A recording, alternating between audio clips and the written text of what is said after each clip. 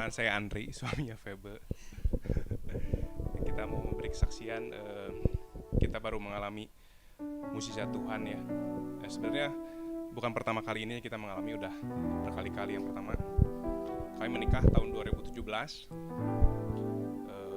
Selama 5 tahun kami bergumul, selalu berdoa untuk mendapat keturunan. Karena semua teman-teman kita udah pada dapat keturunan, punya anak, kita belum. Kita selalu berdoa. Ya puji Tuhan, Tuhan jawab doa kita. Ada Elsen hadir di keluarga kami. Terus nggak sampai itu aja, mujizat Tuhan juga. Ternyata Elsen ada kelainan, testis yang sebelah kiri nggak turun gitu kantungnya. Kami bergumul lagi sama Tuhan, berdoa kiranya Tuhan beri mukjizat supaya tidak perlu operasi, supaya testisnya bisa turun sendiri ya. Tapi ternyata Tuhan punya cara-cara yang lain. Kami harus jalani operasi. Nah itu juga berat buat kami karena ini anak yang bukan yang maksudnya sudah lama gitu kami mengidam-idamkan, yang sulit kami dapatkan gitu. Berat rasanya untuk kami menjalani anak sekecil itu. Kami harus operasi anak sekecil itu berat buat kami gitu. Tapi kami yakin dan percaya Tuhan pasti punya rencana yang baik buat semuanya. Ya intinya dari kebaikan Tuhan ini yang dapat kita berdua pelajari.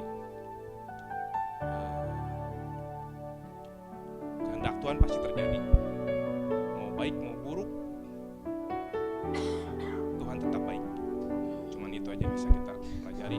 Kita nggak tahu ke depannya, pasti ada yang terjadi lagi ke depannya, kita nggak tahu. Cuman yang pasti kehendak Tuhan terjadi. Ya, sekali lagi kita hanya bisa berserah. Ya kita harus meyakini ya. Ya sekali lagi ya, baik atau buruk kita harus terima karena tetap Tuhan terbaik. Terpujilah nama Tuhan. Sekian, terima kasih. Ya, saya mau sedikit tambahkan gitu ya. Ya, saya merasakan kebaikannya Tuhan. Memang waktu dulu kita merasa wah, pengennya sih harapan secara manusia ya, seorang ibu gitu pengennya, aduh Tuhan kalau boleh secara normal dia bisa turun dengan spontan, gak usah melakukan operasi UDT gitu ya. Tapi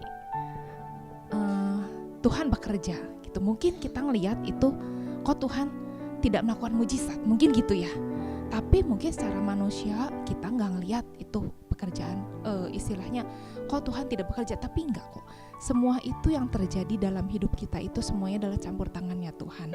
Saya udah coba, saya minta beberapa dokter anak gitu ya, coba denial gitu, maksudnya coba deh ke dokter anak A, B, C, D, udah coba gitu. Maksudnya mungkin mereka punya pandangan lain yang menguatkan saya untuk udah deh Bu, gak usah dioperasi. Mungkin kan gitu ya pengennya saya secara manusia. Tapi ternyata semua dokter anak yang saya datengin, mereka saja semua untuk segera untuk dilakukan operasi. Akhirnya walaupun berat gitu, tapi Tuhan juga saya lihat gitu, Tuhan itu begitu menuntun semuanya itu. Tuhan juga kasih peneguhan, ayo saya juga pengennya udahlah nanti kita mentokin umurnya sampai setahun lebih gitu ya, rasanya kok cepet-cepet gitu. Tapi semua kok dokter anak kok seolah-olah ayo cepat lakukan operasi gitu ya. Nah ternyata memang saat kemarin di operasi pun memang dokter bedahnya juga info gitu, memang ini udah agak susah. Jadi mungkin kalau ya itulah, memang Tuhan itu gak pernah terlambat ya. Mungkin kalau misalkan saya tunggu lagi sampai 1,5 tahun mungkin akan lebih sulit karena dia itu udah istilahnya itu sudah lebih lengket gitu ya. Tapi semua itu Tuhan gak pernah terlambat. Jadi saya juga melihat gitu ya, saya juga rasanya secara manusiawi rasanya gak kepengen gitu ya, tapi ya itulah, maksudnya itu yang terbaik menurut Tuhan. Dan saya yakin dan percaya Tuhan begitu mengasihi Elston. Elston itu sebagai biji matanya Tuhan, Dan saya hanya berdoa, "Ya Tuhan, ini Elson ini kepunyaannya Tuhan, berkaryalah Tuhan dalam kehidupannya." Jadi ya kemarin ini kita udah jalanin operasi dan puji Tuhan semuanya itu Tuhan pimpin. Anak ini juga hari sebelumnya bisa tidur dengan nyenyak di rumah sakit, dia nggak rewel juga di rumah sakit. Dia waktu ngejalanin juga prosesnya lancar, dia juga setelah itu juga pulang semua prosesnya lancar dan dia juga nggak rewel gitu ya, maksudnya dia nggak ngerasa kesakitan juga, maksudnya dia bisa tidur nyenyak, kemarin malam juga bisa tidur nyenyak. Itu semua karena kasih anugerah dan karyanya Tuhan buat Astan dan buat kami keluarga. Jadi melalui proses demi proses membuat kita juga semakin mengenal Tuhan, bisa membuat kita makin mengasihi Tuhan. Itu aja, semoga menjadi kekuatan juga buat Bapak Ibu yang mendengarkan ya.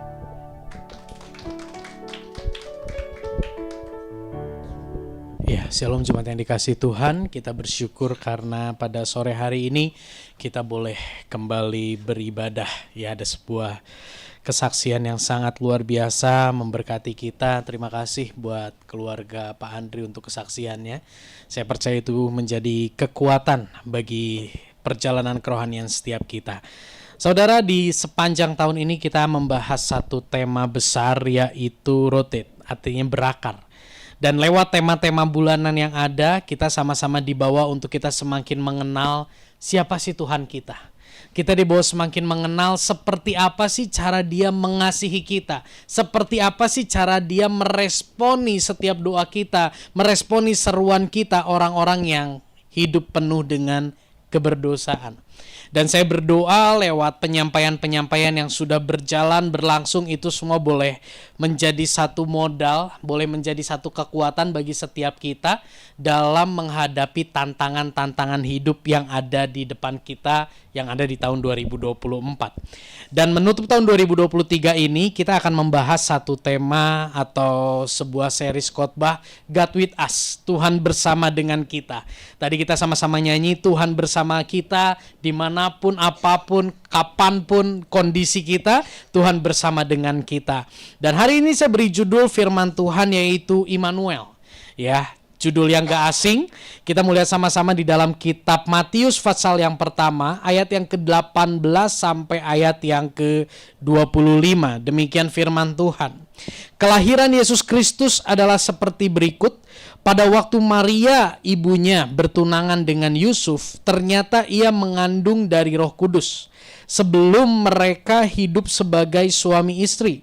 Karena Yusuf suaminya seorang yang tulus hati dan tidak mau mencemarkan nama istrinya di muka umum, ia bermaksud menceraikannya dengan diam-diam.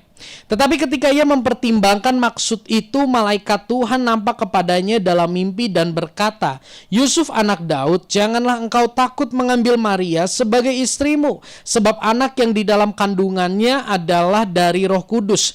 Ia akan melahirkan anak laki-laki dan engkau akan menamakan dia Yesus, karena dialah yang akan menyelamatkan umatnya dari dosa mereka.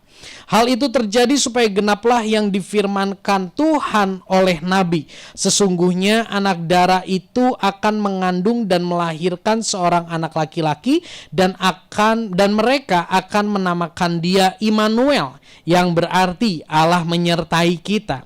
Sesudah bangun dari tidurnya, Yusuf berbuat seperti yang diperintahkan malaikat Tuhan itu kepadanya. Ia mengambil Maria sebagai istrinya, tetapi tidak bersetubuh dengan dia sampai melahirkan anaknya laki-laki, dan Yusuf menamakan dia Yesus. Ya, kisah yang gak asing ya. Bahkan mungkin beberapa di antara kita pernah memperagakannya, entah itu kita sebagai Yusuf, atau sebagai Maria, atau sebagai mungkin bayi Yesus, atau sebagai dombanya mungkin. Ya, waktu kita di sekolah minggu, tapi hari ini kita mau sama-sama merenungkan beberapa hal dari bagian ini.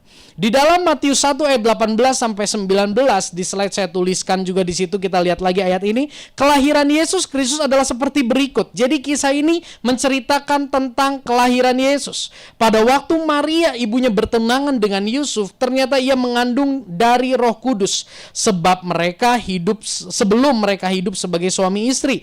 Karena Yusuf suaminya seorang yang tulus hati dan tidak mau mencemarkan nama istrinya di muka umum, ia bermaksud menceraikannya dengan diam-diam. Bapak Ibu, Yusuf itu adalah manusia biasa. Yusuf itu adalah pria yang memiliki cita-cita, harapan memulai rumah tangganya dengan baik-baik saja, dengan mulus-mulus saja. Tapi yang terjadi ketika dia jelang menikah, ada sebuah kabar yang sangat menakjubkan, di mana Maria calon istrinya sudah hamil duluan. Ya. Dan ketika hamil duluan, Yusuf ini juga berpikir, waduh, ini jangan-jangan Maria ini ada selingkuh gitu ya. Ada sebuah skandal. Tapi ketika ia sedang merenungkan, dia mendengar berita itu, ya, dia mungkin kecewa di situ, Bapak Ibu. Malaikat datang memberi peneguhan kepada dia. Yusuf ini bukan orang biasa. Maksudnya, dia ini adalah salah satu keturunan yang dari leluhur yang sangat luar biasa. Jadi leluhur Yusuf, kalau Bapak Ibu baca di perikop sebelumnya, di situ diceritakan ada namanya di situ nama leluhur Yusuf, Zerubabel ben Shealtiel. Siapa itu? Dia adalah orang yang turut aktif membangun bait Allah. Jadi Yusuf ini lahir dari keturunan, dari keluarga yang sangat taat beribadah. Yusuf ini adalah keluarga hamba Tuhan. Yusuf ini adalah orang yang sangat taat berpegang pada kebenaran firman Tuhan. Ya, kalau di dalam terjemahan bahasa Indonesia masa kini dikatakan Yusuf ini adalah seorang yang sangat taat dalam beribadah. Ketika mendengar berita itu, sebagai manusia Yusuf mengalami kesedihan. Yusuf mengalami kecewa. Yusuf mengasihi Maria begitu rupa. Ya, ketika mendengar berita itu, seperti kita mungkin. Ini suatu ketiba-tibaan, ini suatu kondisi yang sangat jauh dari yang diharapkan. Kimi, jangan ketendang kabel yang belang ya. Oke, tadi ngeblank soalnya, thank you. Nah, Bapak Ibu, ya kembali ke si Yusuf ini. Di tengah kekecewaannya itu, Yusuf bergumul dan berdoa kepada Tuhan. Kita semua tahu cerita ini. Dan kita tahu, oh Yusuf awalnya gelisah, tapi ternyata kegelisahan itu mendatangkan rancangan Tuhan, agenda Tuhan yang begitu luar biasa. Di slide saya tuliskan, kita berhenti sejenak dan kita mau memikirkan hal ini. Bapak Ibu, hari ini kita udah tahu ending dari cerita ini. Bahwa ending dari cerita ini, Yusuf, dia dipercayakan sesuatu yang besar. Yusuf dipercayakan sesuatu yang luar biasa oleh Yesus. Tapi ketika itu diterima oleh Yusuf, Yusuf hanya melihat itu sebagai masalah. Yusuf melihat itu mungkin sebagai ketidakadilan. Yusuf melihat itu, kok begitu tiba-tiba ya. Namun bagi kita hari ini yang kita tahu ending ceritanya, ini merupakan cara Allah untuk membawa Yusuf masuk dalam agenda Tuhan. Ketika Yusuf mendengar berita yang begitu mengejutkan itu, Yusuf mungkin melihat ini sebagai satu masalah, sebagai satu ketidakberpihakan Tuhan atas hidupnya, sebagai satu ketidakadilan, dan kok begitu tiba-tiba ya, gitu ya. Tapi kita orang-orang yang hari ini membaca kisah ini, kita tahu bahwa ternyata masalah yang Yusuf alami ini, itu ternyata sesuatu yang kecil dibandingkan sesuatu yang jauh lebih besar di kemudian hari. Betul ya Bapak Ibu? Mari kita renungkan. Seringkali kita melihat permasalahan yang kita hadapi hari ini, kita fokus kepada masalah. Kita akhirnya merasa bahwa Tuhan meninggalkan. Kita akhirnya merasa bahwa Tuhan tidak berpihak kepada kita. Kita merasa kok Tuhan kayaknya nggak adil. Kok Tuhan kayaknya masalah ini kok datang begitu tiba-tiba. Ada yang pernah mengalami kondisi yang begitu tiba-tiba menghujam gitu ya. Kondisi yang tiba-tiba begitu menghancurkan hati kita, perencanaan kita. Lewat kisah-kisah yang ada di dalam Alkitab. Seringkali Tuhan memakai masalah untuk membawa kita keluar dari zona nyaman kita, masuk dalam agenda Tuhan yang begitu indah bagi kehidupan kita. Awalnya Yusuf merasa begitu tidak nyaman, tapi ketika kita lihat lanjutannya, di situ kita bisa melihat bahwa Yusuf dibawa masuk oleh Tuhan dalam agendanya. Seringkali kita berdoa, Tuhan, jadilah kehendak-Mu atas hidupku. Tuhan, kerjakanlah agendamu yang indah dan mulia di tengah keluargaku. Betul? Tapi saya mau kasih tahu Bapak Ibu Saudara, seringkali untuk membuat kita masuk lebih dalam ke agendanya, lebih dalam masuk ke dalam rencananya, itu diawali oleh sebuah kondisi yang menarik kita keluar dari zona nyaman kita. Bapak Ibu mungkin pernah mengalami ya, begitu jeleknya jalan masuk ke tempat ibadah kita di tempat ini. Waduh, kompleknya itu, jalannya itu begitu renjul, begitu jelek. Tapi berbeda hari ini karena jalannya sudah mulai bagus. Jalannya sudah bagus, bukan mulai bagus, sudah bagus. Bapak Ibu tahu, ketika jalan itu diperbaiki, itu dikerok. Ya. Ada bagian-bagian jalan yang tadinya lebih tinggi, itu dibabat. Itu dihancurkan, itu dipecahkan, aspal-aspal itu dihancurkan. Dan suasana di komplek ini begitu kebul, apalagi ketika pembakaran aspal mendekat ke sini. Waduh, rasanya panas sekali. Sangat tidak nyaman, kebul, mau lewat susah, ya, panas sekali rasanya. Terus banyak orang-orang berseliweran, orang-orang ya petugas-petugas itu berisik dan sebagainya, nggak nyaman. Tapi warga di tempat ini nggak ada yang komplain. Kenapa? Karena warga tahu setelah kondisi ini ada sesuatu yang jauh lebih baik, jalan yang bagus, jalan yang lebih baik. Begitu juga dengan kehidupan kita. Seringkali Tuhan mengobrak-abrik hati kita, mengobrak-abrik kehidupan kita lewat permasalahan, pergumulan yang mungkin begitu tiba-tiba di dalam kehidupan kita. Tapi lewat kisah Yusuf ini, mari saudara, kita pandang permasalahan itu sebagai cara Tuhan untuk menarik kita keluar dari zona nyaman kehidupan kita. Kita lanjutkan. Ayat berikutnya 20-23 di slide saya tuliskan. Tetapi ketika ia mempertimbangkan maksud itu, malaikat Tuhan nampak kepadanya dalam mimpi dan berkata, Yusuf anak Daud, janganlah engkau takut mengambil Maria sebagai istrimu, sebab orang yang di dalam kandungannya adalah dari Roh Kudus. Ia akan melahirkan anak laki-laki dan kau akan menamakan dia Yesus, karena dialah yang akan menyelamatkan umatnya dari dosa mereka. Hal itu terjadi supaya genaplah yang difirmankan Tuhan oleh Nabi, sesungguhnya anak darah itu akan mengandung dan melahirkan seorang anak laki-laki, dan mereka akan menamakan dia Immanuel, yang berarti Allah menyertai kita. Wow. Di tengah kegelisahan, di tengah permasalahan yang begitu mencekam bagi Yusuf, malaikat Tuhan datang. Allah mengutus malaikatnya untuk ngomong sama Yusuf, meneguhkan Yusuf untuk menghidupi agenda Allah yang sangat jauh di luar nalar pikirannya.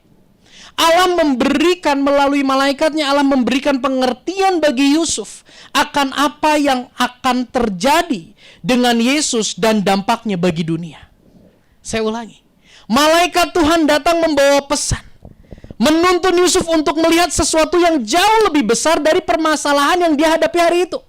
Yusuf kan tadinya melihat, waduh istri gua hamil, waduh ini jadi masalah nih, waduh ini gegeran nih satu kota gitu ya. Begitu takut Yusuf, begitu sedih. Tapi Allah mengutus malaikatnya untuk menyingkapkan sesuatu yang jauh lebih indah dan jauh lebih besar dari yang Yusuf lihat. Yaitu apa? Anakmu itu dari Roh Kudus. Ya, anakmu itu dialah yang akan menyelamatkan umatnya dari dosa mereka. Wow!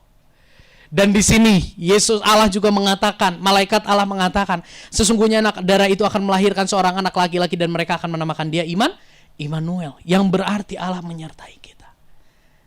Pesan malaikat kepada Yusuf bukan berbicara tentang tenang, masalahmu akan beres. Enggak. Pesan Tuhan yang disampaikan oleh malaikat kepada Yusuf bukan tentang engkau harus begini dan begitu. Bukan.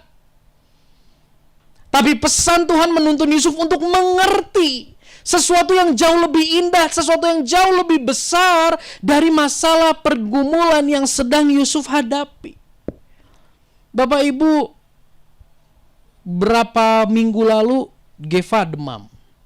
Geva itu nggak mau dipakein bye-bye fever, itu nggak mau. Nah, kita cobalah ya cari akal. Apa yang terjadi? Begitu lapisan satu dibuka, lapisan itu saya tempel ke jidat saya.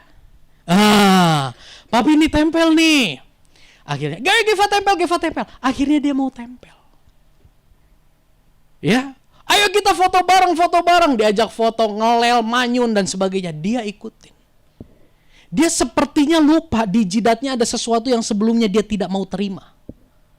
Dia sepertinya lupa bahwa dia sedang demam dan diajak bergaya di kamera foto. Pertanyaannya, kenapa kok dia jadi mau pakai bye-bye fever? Jawabannya, karena dia melihat sesuatu yang jauh lebih menyenangkan. Akhirnya dia teralih dari masalah ke sesuatu yang jauh lebih indah, lebih menyenangkan. Papinya juga pakai. Iya ya, di foto bagus ya fotonya. Geva, boleh diposting? Boleh. Posting. Mau pakai lagu apa? Sepertinya dia lupa sakitnya. Sepertinya dia lupa. Ini tuh dia tadinya nggak mau sekali. Besoknya mau dipasang lagi, nggak mau lagi.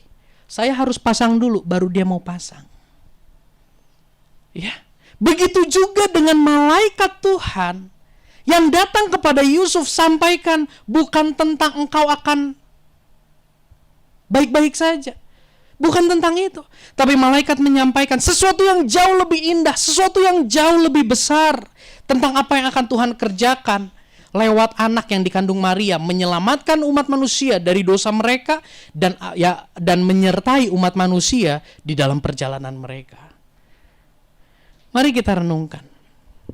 Kita berhenti di sini dan kita renungkan. Saudara, mungkin hari ini kita berpikir gini, ada nggak yang pernah pikir gini? Enak ya Yusuf mah ya. Lagi ada masalah, lagi banyak pergumulan, didatengin malaikat. Terus denger suara malaikat, aduh, enak pisan tuh orang. Tuh kan Tuhan mau lebih sayang sama Yusuf. Kenapa? Yusuf mah didatengin sama malaikat di tengah pergumulan, saya mah enggak. Yusuf mah bisa dengar suara dari malaikat, saya mah enggak. Andai malaikat datang kepada saya mau taat. Andai malaikat datang kepada saya, pasti saya bisa seperti Yusuf. Apakah itu jaminan? Bapak Ibu ingat perjalanan orang Israel keluar dari Mesir? Dia ada di padang gurun. Ya. Itu di depan mata kelihatan laut itu terbelah menjadi dua. Itu di depan kelihatan laut itu terbelah dan menjadi kering di bagian tengah. Itu kelihatan mana turun dari sorga, dari langit. Itu kelihatan batu mengeluarkan air. Itu kelihatan Musa mendengar suara Tuhan. Kelihatan semuanya. Tapi tetap hati mereka degil. Jadi jangan iri sama Yusuf yang melihat malaikat ya. Jangan iri sama Yusuf yang didatengin malaikat dan bisa mendengar suara malaikat. Kita akan lihat nanti bagian terakhir. Bagian ketiga, dalam Matius 1 ayat yang ke-24 sampai ayat yang ke-25, firman Tuhan katakan, sesudah bangun dari tidurnya, Yusuf berbuat seperti yang diperintahkan malaikat Tuhan itu kepadanya. Ia mengambil Maria sebagai istrinya, tetapi tidak bersetubuh dengan dia sampai ia melahirkan anaknya laki-laki, dan Yusuf menamakan dia Yesus. Wow! Ternyata ketika Tuhan menyingkapkan sesuatu yang jauh lebih indah, sesuatu yang jauh lebih besar yang akan dikerjakan oleh Allah melalui Yesus yang ada dalam kandungan Maria, Yusuf memiliki keberanian, Yusuf memiliki kerelaan untuk menghidupi agenda Allah. Sekalipun dia diseret, sekalipun dia dibawa keluar dari zona nyaman, tapi bisa ada kerelaan, keberanian untuk Yusuf bisa menghidupi agenda Allah? Bukankah ini yang menjadi cita-cita kita? Bukankah ini yang menjadi kerinduan kita untuk kita bisa setia menghidupi agenda Allah sampai akhir kehidupan kita? Hari ini kita akan belajar lebih dalam. Lewat Yusuf, lewat kisah ini, lewat 3 bagian ayat yang tadi kita baca, kita akan belajar 3 hal. Yang pertama, di slide saya tuliskan, Bapak Ibu, mari kita sadari bahwa keberadaan masalah bukan berarti ketiadaan penyertaan Allah. Lewat kisah Yusuf ini kita bisa melihat adanya permasalahan yang begitu mengerikan bagi Yusuf itu bukan tanda bahwa penyertaan Tuhan itu tidak ada buat Yusuf. Ya. Jadi saya berdoa dan saya mengingatkan kita semua, ketika kita di tengah permasalahan, ketika kita di tengah pergumulan, jangan sampai kita berpikir bahwa Tuhan meninggalkan kita karena beban yang begitu berat. Jangan sampai kita berpikir bahwa Tuhan itu tidak peduli sama kita karena permasalahan yang tidak kunjung usai. Saya mau teguhkan Bapak Ibu Saudara bahwa keberadaan permasalahan itu bukan tanda ketiadaan penyertaan Allah. Ini penting untuk selalu kita ingat. Penting untuk selalu kita diingatkan akan hal ini. Kenapa? Karena ketika kita diingatkan hal ini, kita tidak menjadi lemah ketika kita di tengah masalah. Ketika kita diingatkan bahwa masalah itu bukan berarti Tuhan meninggalkan kita, ketika kita diingatkan hal itu, kita tidak akan menjadi lemah ketika kita di tengah masalah dan kondisi yang tidak kunjung berubah. Berikutnya, ketika kita melihat orang yang ada di tengah masalah, pergumulan yang kayaknya nggak selesai-selesai masalahnya. Ketika kita tahu masalah bukan berarti Tuhan meninggalkan manusia, kita tidak akan menjudge orang itu sebagai orang yang dihukum oleh Allah. Saya ulangi. Buat kita pribadi, ketika kita mengingat hal ini, maka kita tidak menjadi lemah ketika kita di tengah masalah. Yang kedua, ketika kita mengingat hal ini, dan ada orang di lingkungan kita yang terkena masalah, kita tidak akan berkata engkau dihukum oleh Tuhan dan engkau ditinggalkan oleh Tuhan.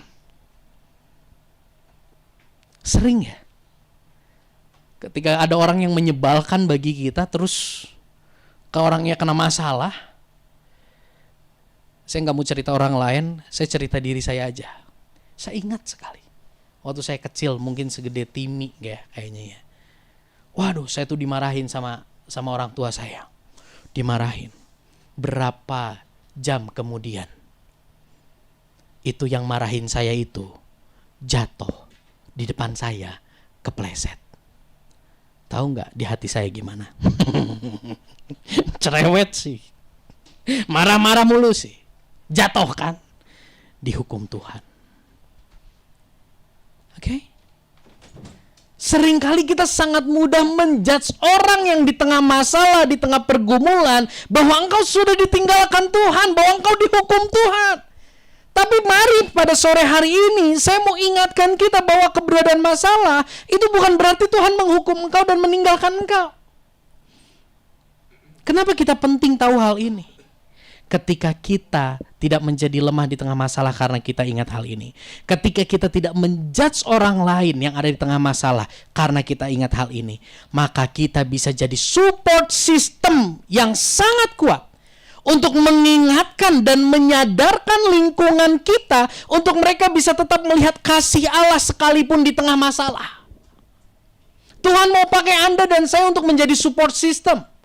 Tuhan mau pakai Anda dan saya untuk mengingatkan orang-orang di sekitar kita bagaimana kasih Allah begitu sempurna, bagaimana cara Allah menghadapi kita orang berdosa di tengah masalah, yaitu Dia tidak meninggalkan kita karena Dia sudah memberikan nyawanya bagi kita.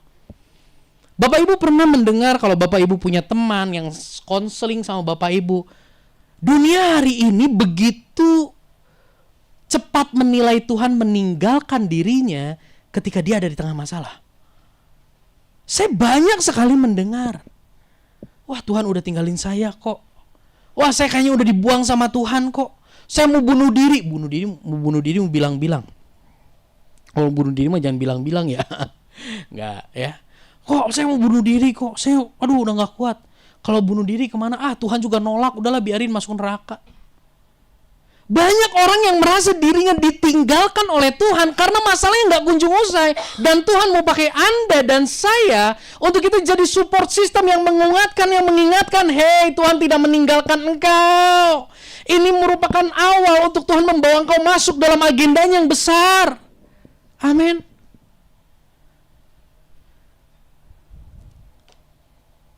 Kita perlu, saya berdoa Tuhan kasih kita belas kasihan. Belas kasihan untuk melihat orang-orang yang merasa ditinggalkan oleh Tuhan di tengah masalah dan pergumulan. Bukan sekedar kita membantu dengan tenaga, dengan uang kita. Tapi bantulah mereka untuk mereka mengingat bahwa Tuhan tidak meninggalkan mereka. Amin. Yang kedua, kita belajar apa? Next. Di slide saya tuliskan. Nah, kita lihat nih. Galatia 6 ayat 2 firman Tuhan berkata gini, kita baca sama-sama. 1, 2, 3. Bertolong-tolonganlah menanggung bebanmu, demikianlah kamu memenuhi hukum Kristus. Ini yang menjadi kerinduan Tuhan. Tuhan mau kita bertolong-tolongan. Tuhan mau kita menjadi support system untuk mengingatkan lingkungan kita bahwa Tuhan tidak meninggalkan engkau. Maka dari itu, kita dulu yang harus diteguhkan. Biarlah Roh Kudus meneguhkan setiap kita bahwa di tengah masalah, ketiba-tibaan, apapun pergumulan yang Tuhan izinkan dalam hidup kita, Tuhan tidak pernah meninggalkan kita. Yang kedua, di slide saya tuliskan. Lewat kisah ini kita belajar apa? Baca sama-sama. 1, 2, 3. Karya Yesus Kristus menjadi fondasi terkuat bahwa Allah menyertai kita. Tadi bagian ayat yang kedua 20-23 kita baca bagaimana malaikat datang sama Yusuf. Malaikat bilang jangan takut, ayo jalan terus sama Maria, ya. Yesus itu anak yang dikandung itu akan menjadi juru selamat dan dia akan menyertai Immanuel yang artinya menyertai. Ya, maaf Bro Andri ya. Bro Andri mungkin firman Tuhan boleh duduk agak belakang aja karena ini kan dioperatorin nama Lydia ya. Trafficnya lumayan sibuk sore ini. Oke, ya. Doakan tahun depan kita benahi ruangan ini supaya jalan menuju toilet tidak terhalang. Oke. Nah, yang kedua, mungkin kita merasa gini, Yusuf beruntung banget. Yusuf beruntung banget, kok dia bisa didatengin sama malaikat. Aduh, Yusuf mah si Yusuf mah ada orang yang taat beribadah makanya didatengin malaikat. Aduh, saya mah penuh dosa makanya tidak didatangi oleh malaikat. Saya mau katakan, sekalipun Anda dan saya tidak didatangi oleh malaikat, sesungguhnya kita adalah orang-orang yang telah melihat penyempurnaan penggenapan janji itu. Sesungguhnya lewat karya Yesus itu merupakan satu pesan yang jauh lebih indah dari kehadiran malaikat bagi Yusuf. Jika Yusuf didatangi oleh malaikat sang pembawa pesan, mungkin kita tidak didatangi oleh malaikat. Tapi hari ini kita sudah melihat dengan sempurna bagaimana Yesus itu mengampuni manusia dari dosa mereka. Bagaimana Yesus itu adalah Immanuel yang menyertai, Allah menyertai manusia. Jangan berkecil hati. Di dalam Roma 8 ayat 38 sampai 39 kita baca sama-sama ayat ini. 1, 2, 3. Sebab aku yakin bahwa baik maut maupun hidup, baik malaikat-malaikat maupun pemerintah-pemerintah, baik yang ada sekarang maupun yang akan datang, atau kuasa-kuasa baik yang di atas maupun yang di bawah, ataupun segala makhluk lain, tidak akan dapat memisahkan kita dari kasih Allah yang ada dalam Kristus Yesus Tuhan kita. Wow! Ada sebuah jaminan bahwa tuh gak ada satupun kuasa yang bisa memisahkan kita. Bukan karena malaikat datang atau tidak, tapi jaminannya adalah Yesus telah mati bagi kita. Maka tidak ada satupun kuasa yang sanggup memisahkan kita dari kasih Allah dalam Yesus Kristus. Amin. Sadarilah, malaikat lah yang menjadi pembawa pesan bagi Yusuf bahwa Allah menyertai Yusuf. Tetapi hari ini Yesuslah pembawa pesan bagi kita bahwa Allah mengasihi dan tidak akan pernah meninggalkan kita. Amin. Di slide saya tuliskan, kita baca sama-sama bagian ini. Next. Kok tidak masuk ya? Nah, Yesus adalah pembawa pesan terbaik. Oke, kita baca sama-sama. 1, 2, 3. Yesus adalah pembawa pesan terbaik dan sempurna bagi kita manusia berdosa, bahwa Allah mengasihi dan menyertai kita. Puji Tuhan. Sadarilah. Kalau Yusuf bisa datang ke tempat ini hari ini, Yusuf yang ono, bukan yang ini. Yang ini sudah ada di sini, yang ono sudah ada di sono, ya. Kalau yang ono bisa datang ke sini, dia akan bilang gini, aku mah dulu cuma didatengin malaikat. Tapi kamu hari ini, kamu sudah melihat hal yang lebih besar dari malaikat, yaitu Yesus. Dulu mah aku diteguhkan lewat pesan malaikat. Tapi hari ini kamu diteguhkan bahwa Tuhan tidak meninggalkan kamu, itu diteguhkan lewat apa? Lewat Yesus yang sudah memberikan nyawanya menjadi tebusan bagi kamu. Bukankah ini sesuatu yang jauh lebih indah? Bukankah ini sesuatu yang jauh lebih besar? Yesus itu adalah pembawa pesan terbaik dan sempurna bagi kita hari ini. Jadi kalau hari ini kita merasa, aku gak bisa dengar malaikat ngomong, aku kok gak bisa dengar Tuhan ngomong. Gak semua Tuhan bukakan. Tapi ada satu jaminan, Dia tidak meninggalkan. Bagian yang ketiga, yang terakhir. Lewat kisah ini kita belajar apa? Roh Kudus di dalam kita merupakan bukti bahwa Allah menyertai kita. Bapak Ibu, kematian Yesus itu jadi fondasi, katakan fondasi. Fondasi bahwa Tuhan tidak meninggalkan kita dan itu menjadi jangkar untuk kita berharap. Tapi hari ini kita juga tahu bahwa Roh Kudus ditempatkan di dalam kita dan itu merupakan bukti bahwa Tuhan menyertai kita. Fondasinya sudah ditaruh, yaitu Yesus yang mati, dan di dalam perjalanan pertumbuhan ini Anda dan saya tidak ditinggalkan sendiri. Anda dan saya dihinggapi oleh Roh Kudus. Kita orang yang berdosa, kita orang-orang yang penuh dengan kelemahan, kekurangan, tapi Yesus melayakkan kita sehingga Allah mau berdiam di dalam kita. Bukankah itu sesuatu yang jauh lebih indah? Bapak Ibu tahu, ketika bangsa Israel membangun bait Allah, itu ukurannya namanya tabernakel, itu ukurannya, wow, itu bahannya sangat mahal. Berapa waktu lalu kita sempat membahas mengenai tabernakel dalam persekutuan Jumat. Dan di situ disingkapkan bagaimana kalau itu dinominalkan, itu menjadi sesuatu yang sangat mahal. Dan Allah memerintahkan bangsa Israel bangun itu, maka aku tinggal di situ. Hari ini Tuhan mau bertahta di dalam kehidupan kita. Roh Kudus mau diam di dalam hidup kita. Bukankah ini sesuatu yang begitu indah yang Tuhan kerjakan di dalam hidup kita?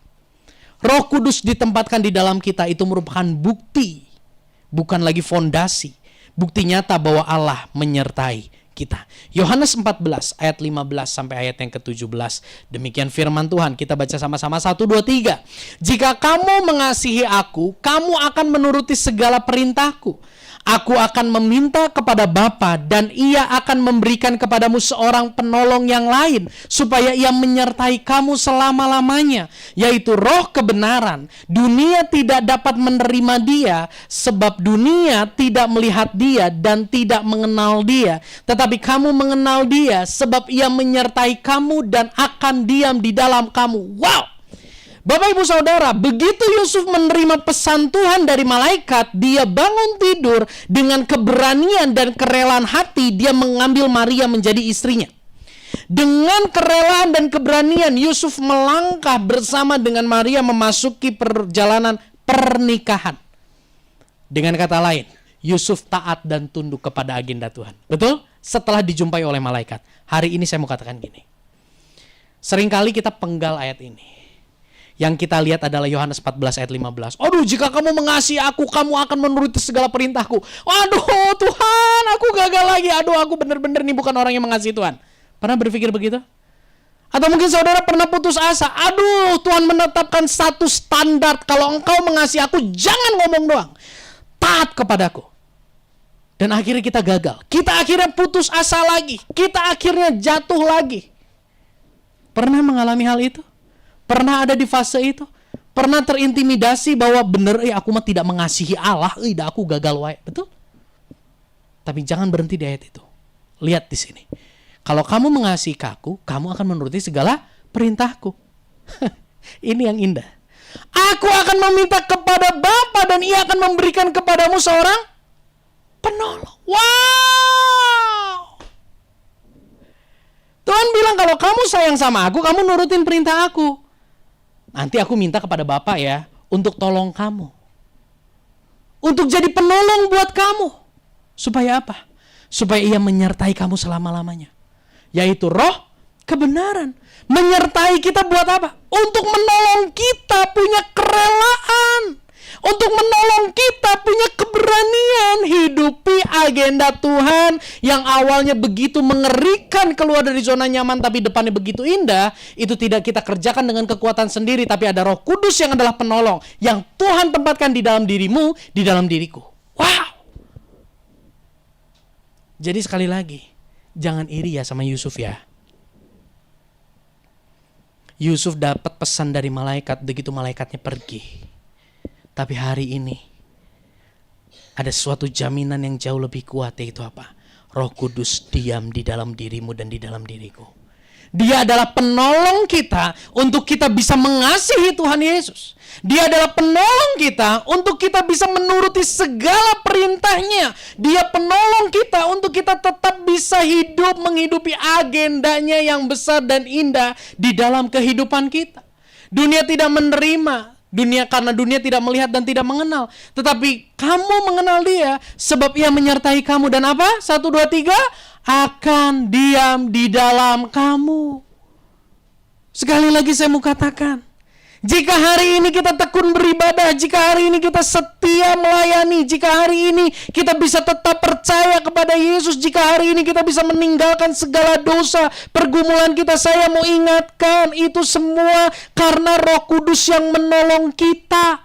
Jangan andalkan kekuatan sendiri.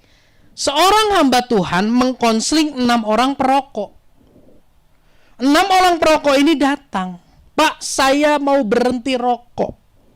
Oh iya. Kamu kan berapa kali bilang berhenti rokok, gak berhenti-berhenti. Iya Pak, hari ini kami berenam berjanji mau berhenti rokok. Kami berenam berjanji mau berhenti rokok. Apa yang terjadi? Berapa bulan kemudian datang lagi ke pendeta. Gak bisa Pak, gak bisa aku berhenti rokok. Pendeta itu cuma bilang gini, di balik kata janji itu ada sesuatu yang berbahaya. Kalau kamu bilang aku berjanji, tanpa kamu sadar kamu sedang berusaha dengan kekuatanmu sendiri untuk kamu berhenti merokok. Waduh, jadi gimana saya harus berdoa dan menghadapi tantangan yang begitu berat tentang rokok ini? Hamba Tuhan itu bilang gini, berdoalah, Tuhan, aku ini orang yang lemah. Aku ini orang yang gak mampu. Aku ini orang yang gak sanggup untuk berhenti rokok. Tuhan, aku ini orang yang lemah, aku ini orang yang gak sanggup, aku ini orang yang berulang kali mencoba dan gagal untuk berhenti ngomong kasar. Itulah Yusak. Tuhan, akulah orang yang jatuhnya lebih banyak daripada bangunnya. Mungkin rohaniku sekarang sudah bed rest, Tuhan, aku gak sanggup lagi bangkit. Aku lemah mengendalikan emosiku. Dan apa yang terjadi? Puji Tuhan. Ketika pemahaman berubah, 6 orang ini, mereka mengerti. Ternyata ketika aku berjanji, aku memotivasi diri, gagal. Tapi ketika aku katakan aku lemah, aku gak mampu, aku gak kuat, Tuhan tolong. Setiap ada godaan mengerokok, Tuhan aku lemah, Tuhan tolong. Akhirnya 6 orang ini terbebas, terlepas. Apapun yang hari ini menjadi, kita tahu menjadi keterikatan kita sudah coba untuk lepas. Janji kita, komitmen kita itu lemah. Sadari kelemahan kita di hadapan Tuhan. Di situ kuasanya dinyatakan. Di slide saya tuliskan. Bapak Ibu, satu standar mengasihi Allah adalah menuruti perintah Allah dan hidup dalam agenda Allah. Namun itu semua hanya bisa terjadi jika Allah memberikan penolong. Kita bisa setia hidup dalam agendanya. Itu semua karena Allah memberikan penolong, yaitu Roh Kudus yang tinggal di dalam kita untuk meyakinkan dan mengingatkan kita akan apa? Akan kebenaran, akan karya Yesus Kristus yang adalah pembuktian terbesar kasih Allah. Sehingga kita memiliki kerelaan, kita memiliki ketulusan, kita memiliki kekuatan untuk menuruti perintah Allah dan hidup dalam agenda Allah. Amin. Bagaimana Roh Kudus bekerja menguatkan kita? Roh Kudus bekerja menguatkan kita dengan cara Dia mengingatkan kita akan salib Kristus. Dia mengingatkan kita akan betapa besar kasih Allah yang sudah dinyatakan bagi kita. Sehingga ketika kita ingat kasih itu, hati kita luluh. Bapak Ibu pernah hatinya luluh sama orang yang Bapak Ibu kasihi? Awalnya mungkin Bapak Ibu gak terlalu sayang, tapi akhirnya Bapak Ibu hatinya luluh, pernah? Pernah gak? Hatinya luluh. Waktu udah luluh, udah. Itu cara Tuhan. Cara Tuhan untuk membawa kita terfokus kepada Dia, bukan takut-takutin kita sama neraka. Cara Tuhan untuk membawa kita fokus sama Dia dengan menunjukkan kasih yang begitu besar. Cara Roh Kudus untuk menarik perhatian kita tertuju senantiasa kepada Kristus, sehingga kita punya kerelaan meninggalkan semuanya dengan cara apa? Mengingatkan kita akan kesempurnaan, ketulusan kasih-Nya, sehingga kita menemukan sesuatu yang lebih besar dan kita merasa bahwa apa yang berharga ini sampah. Biarlah Roh Kudus menolong kehidupan setiap kita dan memampukan kita hidup dalam agendanya yang sempurna. Bagian yang terakhir di slide saya tuliskan. Kita baca sama-sama ya. 1, 2, 3. Alasan terbesar Bapa mengizinkan anaknya menghadapi berbagai musim kehidupan bukanlah karena anaknya mampu, tetapi karena Bapa mau mendampingi anaknya sehingga anaknya mampu melewati semua itu. Seringkali kita pikir gini, fase ini, musim ini begitu berat. Oh iya, aku mampu. Aku mampu. Aku bisa. Itu terfokus pada kita. Tapi mari kita rubah sudut pandang kita. Hari ini kita memasuki fase kehidupan yang berbagai macam. Itu bukan sebatas karena kita mampu di hadapan Tuhan. Tapi lebih besar persentasenya karena Dia mau menyertai kita melewati fase kehidupan tersebut. Amin. Buat bapak-bapak yang sudah punya anak, apakah Anda 100% tahu kekuatan anakmu? Apakah Anda 100% tahu anakmu bisa mencoba hal yang baru atau tidak? Nggak tahu kan? Tapi kenapa Anda mendorong anak Anda untuk melakukan sesuatu yang baru? Jawabannya satu. Karena Anda dan saya tahu, aku tidak akan meninggalkan anakku. Ya, kemarin Geva ulang tahun dapat beberapa motor pakai aki. Ketika berpindah dari motor yang kecil ke motor yang besar, waduh, ini tenaganya lebih gede nih. Bisa nggak ya dia? Tapi kan saya nggak ini. Jangan, gede tenaganya, jatuh nanti. Saya tahu dia bisa jatuh. Saya tahu dia bisa nabrak. Saya tahu naik itu dia bisa celaka. Tapi lebih dari itu yang saya tahu apa? Saya tidak akan meninggalkan dia. Ayo Geva, coba. Takut ada papi, coba. Geva mungkin tidak terbayang aku mampu. Tapi bapaknya tahu bahwa aku mau mendampingimu nak belajar lewatin ini. Begitu juga dengan Tuhan. Hari ini fase apa yang Anda hadapi? Pergumulan yang begitu mencekam, pergumulan yang tidak kunjung usai, fase hidup yang naik turun. Saya mau katakan, Tuhan izinkan semua itu terjadi. Bukan sekedar karena kita mampu, tapi karena Dia mau memegang tanganmu dan tanganku melewati semua itu. Beri kemuliaan bagi Tuhan Allah kita. Itulah Immanuel. Bukan karena Dia tahu kita mampu semata-mata, tapi karena Dia mau menyertai kita selama-lamanya. Mari kita tundukkan kepala. Kami bersyukur Tuhan buat kesempatan malam hari ini. Kami boleh bersekutu dengan firman-Mu, kami boleh bersekutu merenungkan cinta kasih-Mu.